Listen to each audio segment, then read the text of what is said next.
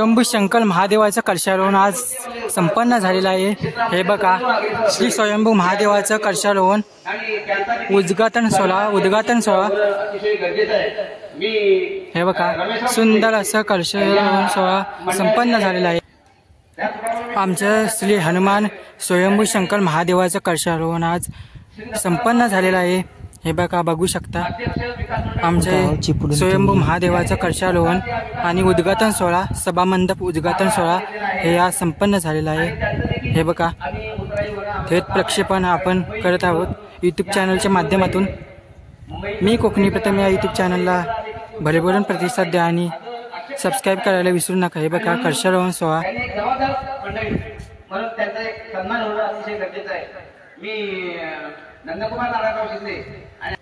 आणि शंकर महादेवाचे स्वयंभू जमिनीत ना आले हे आश्चर्याची गोष्ट आहे।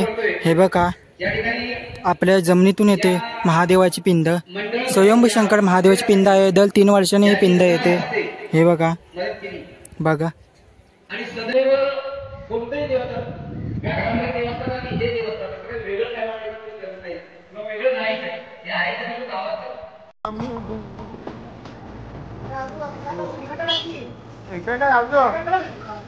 अंतर कमी आहे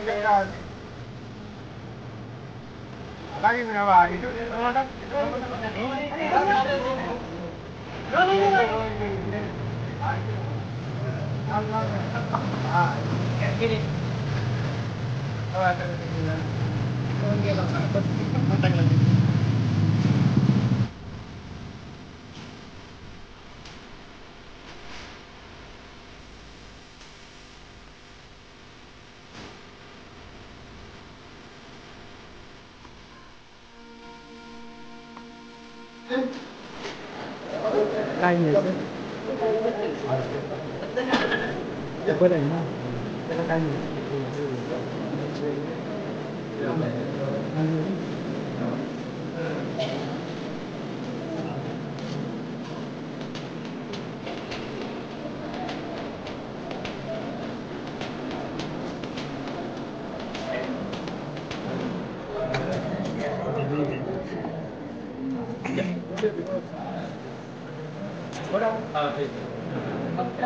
या ठिकाणी शंकर हनुमान मंदिर या मंदिराचा समाज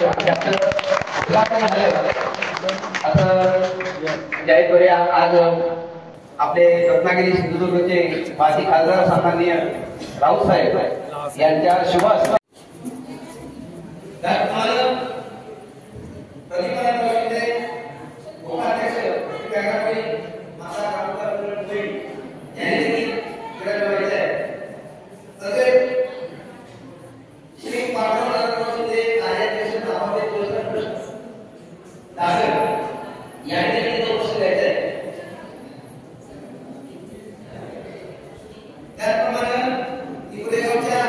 कलशारोहण सोहळा श्री शंकर मंदिर थोडी घाई आहे जायची आणि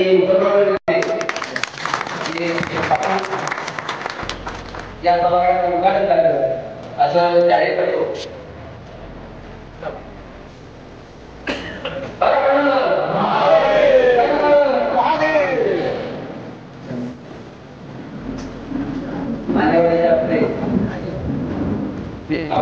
या सभागृहाचं असं जाहीर करतो। मला माहित आहे त्या ठिकाणी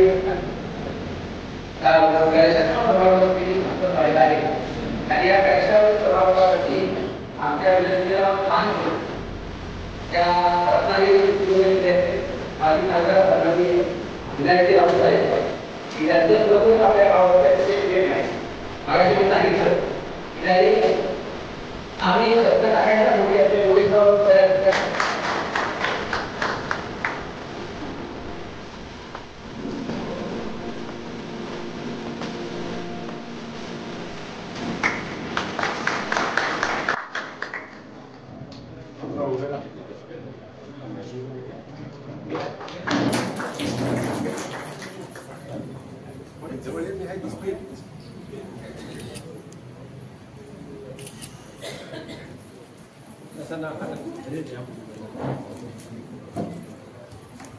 त्यांच्या मी शिंदे यांना विनंती करतो, कृपया आपण त्यांचा एक सन्मान करायचा.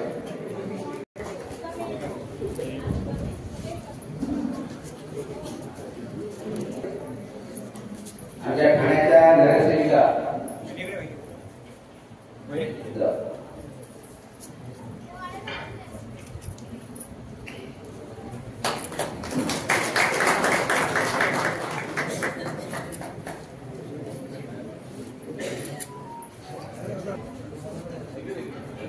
उपस्थित आहेत.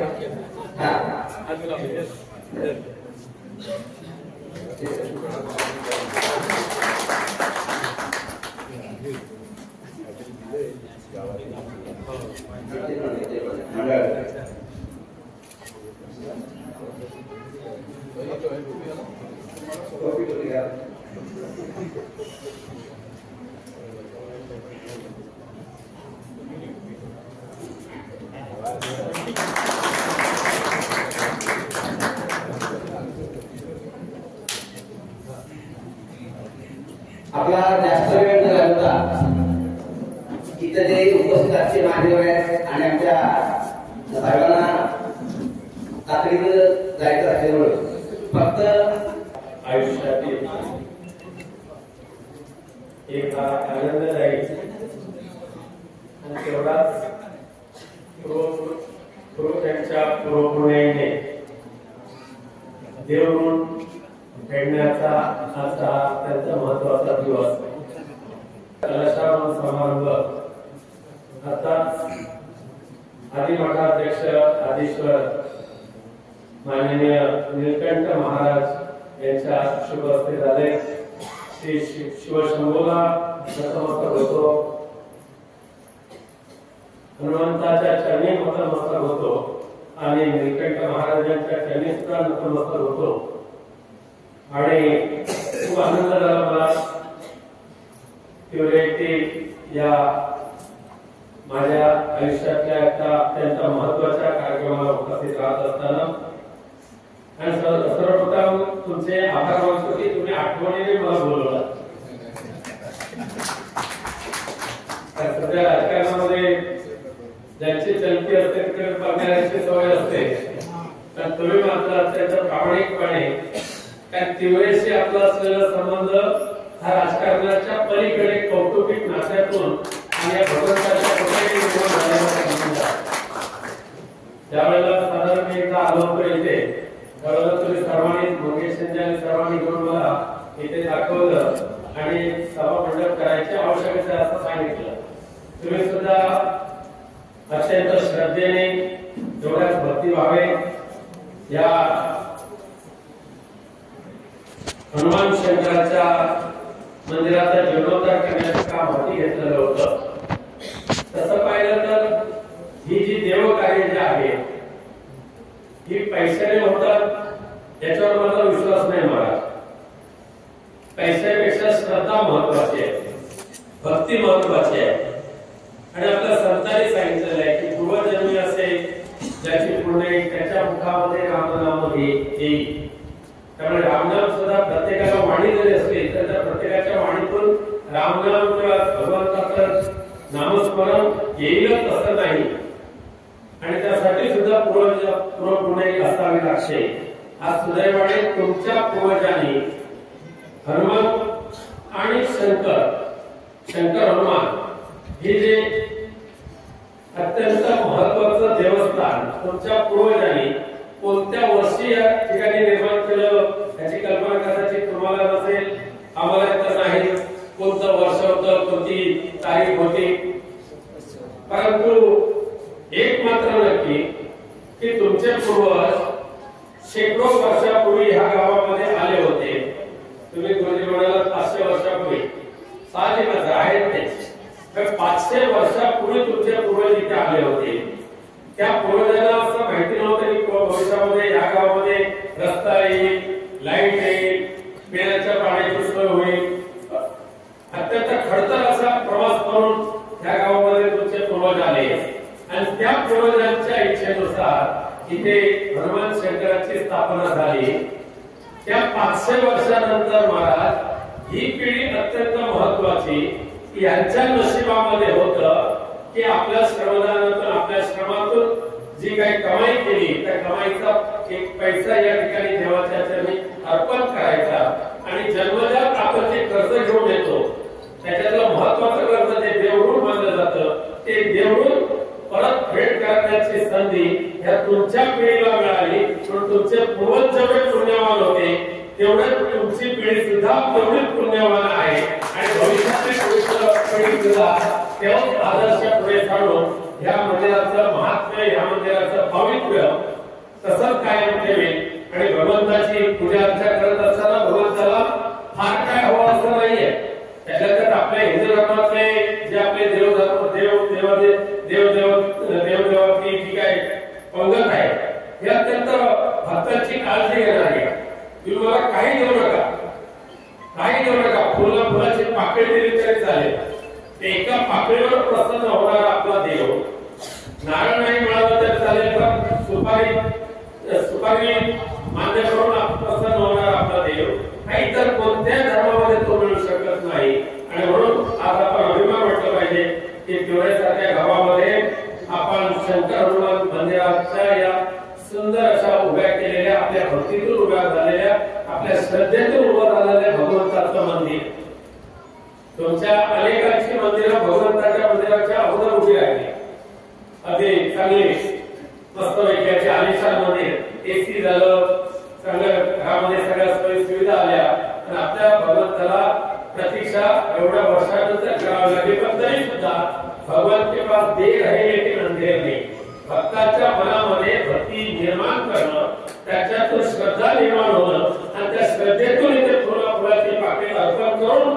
हे मंदिर उभं करून घेण्याचं काम हनुमान शंकराने तुमच्याकडून करून घेतलेलं आहे त्यामुळे तुम्ही खऱ्या अर्थाने भाग्यवंत आहात तुमची पिढी भाग्यवंत आहात भविष्यामध्ये सुद्धा हे पावित्र्य कायम ठेवा फक्त हल्ली काय झालंय की महाराज आपल्या कोकणामध्ये देवांशी भांडण्याचे प्रकार खूप व्हायला लागले आणि होळी आली अनेक गावामध्ये लोक आपापसातली भांडणं विसरतात आणि देवांशी भांडायला सुरुवात करतात आता माझ्याबरोबर प्रतापराव बसले होते विनोद वेगळे बसले होते होळीच्या वेळेला इथून ते चिपळूण ते खारे पाटीलपर्यंत हा जो भाग आहे खास करून अनेक गावामध्ये होळ्या बंद पाडण्यामध्ये काही ग्रामस्थांना आनंद होतो मला कळत नाही तुमची माणसांची भांडणं तुम्ही देवांवर काढला देवांवर काढला देवाचा प्रत्येक माणसाचं कर्तव्य आहे की देवाला फूल अर्पण करणं त्याच्यासमोर नतमस्तक होणं देवाच्या द्वारे उभाक्षणाद्वारे फार काय नको ना अनेक तासंतास बसू नको पण एक क्षण जो असतो आयुष्यातला एक क्षण पण तो क्षण म्हणजे घड्याळातला एक सेकंद नाहीये तो क्षण म्हणजे महत्वाचं आपलं पूर्ण आयुष्य हे आयुष्य देवाच्या पूजे अर्चेमध्ये घालवण्यापेक्षा देवाबरोबर भांडण करणं आणि देवाला पूजेविना ठेवणं असे काही गावांमध्ये चाललेले प्रकार त्या शंकराच्या कृपेने ते दूर हो आणि या भगवंताची पूजाच्या भक्तांच्या हातून कायमस्वरूपी घडत राहावं ही प्रार्थना करतो पुन्हा एकदा सुंदर असं सभागृह उभं केलेलं आहे मध्ये तुम्ही पैशाचा अंदाज आराखडा तुम्ही मांडलेला नाहीये पण तुम्ही सुरुवातीला ग्रामस्थांनी सांगितलं की एवढे सहकार्य व्हायला पाहिजे अधिकार होता अधिकाराचा वापर भगवंताच्या सेवेसाठी करणार नाही तर कोणासाठी करणार आणि तो झालेला आहे पण भविष्यामध्ये सुद्धा तीव्रेशी असलेलं आपलं जे नातं आहे हे हार पुण्यापेक्षा प्रेमाने जे आशीर्वाद तुमच्या मुखातून येत असतात आज योगायोगाने महाराजांचे आशीर्वाद आम्हाला लाभलेले आहे त्यांच्या हस्ते कलशारोहण झालेलं आहे आणि म्हणून आजच्या सारखे जे दिवस असतात हे आम्हाला सुद्धा आमच्या आईवडिलांच्या पुण्याने आमच्या ग्रामदेवता कुलदेवतेच्या कृपेने मिळाले ते भविष्यामध्ये सुद्धा असे होत राहो आणि पिवळ्याच्या भविष्यातल्या सेवा खात्री करण्यासाठी आम्ही या गावाशी सातत्याने आपल्या घरातले मंडळी आहोत आपल्या परिवारातली मंडळी आहोत हे लक्षात ठेवा त्याच्यामुळे ज्या ज्या वेळेला गरज भासेल त्या वेळेला आवाज द्यायचा आज सुद्धा मगेश रावणी सांगितलंय यायचंच आहे त्यामुळे सकाळच्या ट्रेनने आलं आता जाऊन पुन्हा रात्री पुन्हा मुंबईची कामं करायला सुरुवात करणार महाराज आपले सुद्धा आशीर्वाद असतो द्यावे पुन्हा शेख आपल्या सगळ्यांना नतमस्तक होतो आणि तुमची सर्वांची परवानगी मागून मी पुढे जाण्यासाठी आम्ही पुढे जातो. धन्यवाद. जय जवान.